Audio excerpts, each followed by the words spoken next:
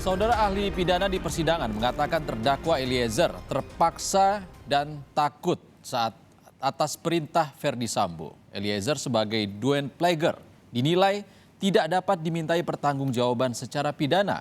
Lantas, apakah Eliezer dapat lepas dari dakwaan pembunuhan berencana? Berikut ulasan jurnalis Kompas TV, Abel Insani.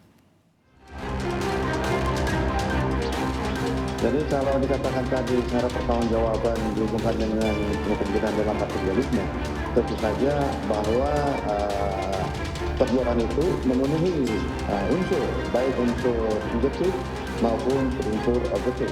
Saya jelaskan bahwa namanya dugaan itu adalah dalam arti menyuruh melakukan tindak pidana. Syarat-syaratnya itu adalah bahwa yang disuruh tidak bisa diminta pertanggungjawaban, dan yang disuruh itu hanya merupakan sebagai alat, dan juga dan tentu saja alat itu dalam bentuk orang, ya, dan orang itulah yang melakukan perbuatan itu sendiri, begitu.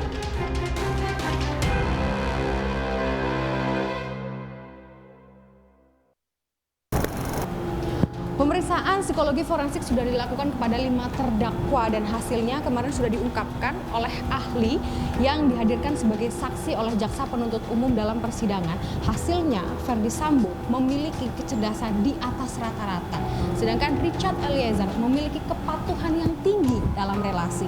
Lalu pemeriksaan psikologi forensik ini apakah banyak berhubungan dengan peran yang dilakukan oleh 5 terdakwa terhadap kasus pembunuhan Brigadir Yosua? Berikut liputannya untuk Anda. Verdi Sambo memiliki kecerdasan di atas rata-rata, kemampuan abstraksi, imajinasi, dan kreativitasnya sangat baik.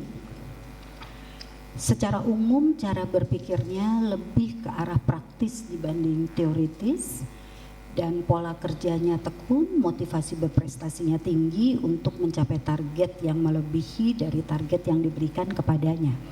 Itu secara umum. Dan kemudian tipe kepribadiannya, pada dasarnya Bapak Verdi Sambo ini merupakan individu yang kurang percaya diri dan membutuhkan dukungan orang lain di dalam bertindak dan mengambil keputusan, terutama untuk hal-hal yang besar. Apsifor atau ahli psikologi forensik juga nyatakan bahwa Richard Eliezer mengalami tekanan pada saat menembak Brigadir Yosua Huta Barat. Hal lain diungkapkan oleh ahli pidana yakni Effendi Saragih terkait pembebasan pidana bagi orang yang melakukan sesuatu di bawah tekanan atau karena disuruh. Di sini secara umum taraf kecerdasannya tergolong rata-rata. Kemudian potensi intelektualnya ini ditampilkan, digunakan secara maksimal. Memiliki kapasitas intelektual yang relatif baik, terutama untuk menghadapi tugas-tugas praktis dan sederhana di dalam kehidupan sehari-harinya. Jadi bukan pada tugas-tugas yang kompleks. Ya. Tingkat kepatuhannya gimana?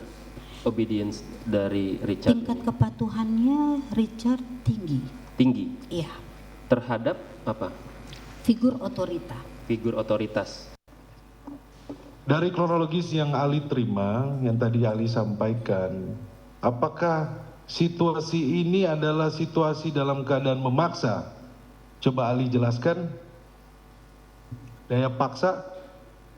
Tadi dikatakan ada daya paksa seseorang untuk melakukan perbuatan itu. Tadi ada daya suara, mohon izin suaranya. Ada daya paksa kan begitu, Pak. Ada daya paksa. Nah, daya paksa itu ya ada yang bersifat relatif, ada yang bersifat absolut. Yang absolut itu tidak bisa untuk melakukan tindakan lain. Kalau dia relatif, dia dapat melakukan tindakan lain ya. Tetapi dua tindakan ini sama-sama mempunyai konsekuensi hukum. Maka yang dia ambil bagaimana? Maka yang dia ambil yang resikonya lebih kecil.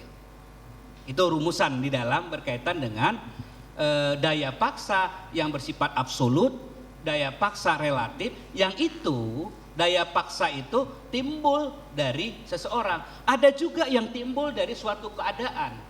Ya inilah yang dikatakan sebagai opermah itu ya. Nah, karena akan kita lihat di sini. Nah, sehingga tadi dikatakan ada suatu kondisi kejiwaan yang dia harus lakukan. Kalau saya berpendapat, ini pendapat ya, bisa nanti dia dikualifikasi sebagai alasan pemaaf tetapi di luar dari undang-undang, itulah error faktik menurut saya. Ya, karena sesuai dengan tadi Dr. Reni sampaikan patuh dan taat ya, tadi keterangan. Jadi kalau boleh kami tanyakan bahwa ketika seseorang berdoa, apakah itu termasuk dalam situasi kegoncangan jiwa? Beda. Bagaimana menurut Ali? Beda dia.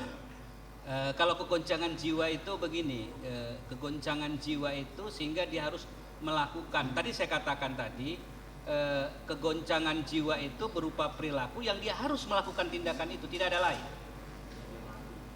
Kalau nggak dia mati. Tapi tidak ada niat. Ya, jadi itu bisa yang dikatakan oleh kuasa hukum terdakwa Berada ini. Itu nanti bisa menjadikan sebagai satu alasan ya kepada hakim untuk berkaitan dengan penjatuhan pidana misalnya kepada pelaku itu sendiri. Tapi di dalam kualifikasi itu ya. Cukup pada Pak Effendi Saragi. Saya membaca BAP dari Pak Effendi. Ya. Yang menjelaskan terkait dengan syarat-syarat Don Plager. Bisa Saudara Ali jelaskan syarat-syarat Don Plager tersebut? Ya, baik. Terima kasih. Saya jelaskan bahwa namanya Don Plager itu adalah dalam arti menyuruh melakukan tindak pidana. Syarat-syaratnya itu adalah bahwa yang disuruh tidak bisa dimintakan perjawaban, dan yang disuruh itu hanya merupakan sebagai alat, dan juga dan tentu saja alat itu dalam bentuk orang ya, dan orang itulah yang melakukan perbuatan itu sendiri. Begitu. Hal ini bisa menjadi peluang bagi Richard Eliezer untuk bisa bebas dari pidana. Menurut pengacara Eliezer, Roni Talapesi mengatakan bahwa Eliezer dipaksa dan diberikan rasa takut oleh Ferdi Sambo. Adapun kepatuhan yang tinggi dalam tubuh Eliezer membuat Eliezer tidak bisa menolak perintah dari atasan. Terkait dengan sikap batin, ada ketekanan, ada ketakutan. Ini pun juga sesuai dengan hasil dari apsifor di mana psikolog forensik yang dihadirkan sebagai ahli. Ini untuk menggambarkan bahwa Richard Eliezer dalam posisi kejadian tersebut dia tidak bisa menolak perintah, dan itu disampaikan oleh ahli ya, disampaikan bahwa dia punya tingkat kepatuhan yang tinggi terhadap otoritas. Nah itu juga pun figur otoritas, dan juga disampaikan juga bahwa ada relasi kuasa. Ini sesuai dengan fakta, dan ini menyambung kepada saksi ahli pidana yang menjelaskan bahwa dalam situasi tersebut ketika Eliezer dalam sisi psikologinya juga pun dia tidak bisa menolak perintah, kemudian ada daya paksa, itu kan disebutkan bahwa kami juga pun kaget kan ahli sampaikan bahwa ini bisa penghapusan pidana, bahwa pasal 48 yang ada di KUHP tentang terkait penghapusan pidana ini bisa berlaku untuk Richard Eliezer. Artinya bakalan ada peluang untuk penghapusan pidana kepada Richard Eliezer begitu? Betul sekali. Ini ada peluang untuk Richard Eliezer terkait dengan penghapusan pidana pasal 48 forma. Nanti kami juga akan gali di persidangan berikutnya terkait dengan perintah jabatan. Ini akan kita gali. Tetapi fakta persidangan hari ini adalah menjelaskan mengenai keadaan terpaksa, keadaan memaksa. Gitu kan ada di pasal 48 forma dan diatur tentang penghapusan pidana. Gitu. Ini sesuai semuanya dengan fakta-fakta persidangan yang sudah ada. Dalam pasal 48 KUHP mengenal yang namanya penghapusan pidana, ini terkait dengan daya paksa ataupun juga kemampuan bertanggung jawab. Hal ini disebutkan oleh ahli pidana yang dihadirkan oleh jaksa penuntut umum sebagai saksi di persidangan. Hal ini juga dimanfaatkan oleh kuasa hukum dari Eliezer agar Eliezer bisa mendapatkan penghapusan pidana. Sebab dikatakan bahwa Eliezer dipaksa atau melakukan tembakan kepada Brigadir Yosua Huta Barat ini di bawah tekanan dari Ferdi Sambo. Hal ini juga selaras dengan apa yang dikatakan oleh ahli psikologi forensik yang mengatakan bahwa Richard Eliezer memiliki kepatuhan yang tinggi. Abel Insani, Yogi Syahrevi, Kompas TV, Jakarta.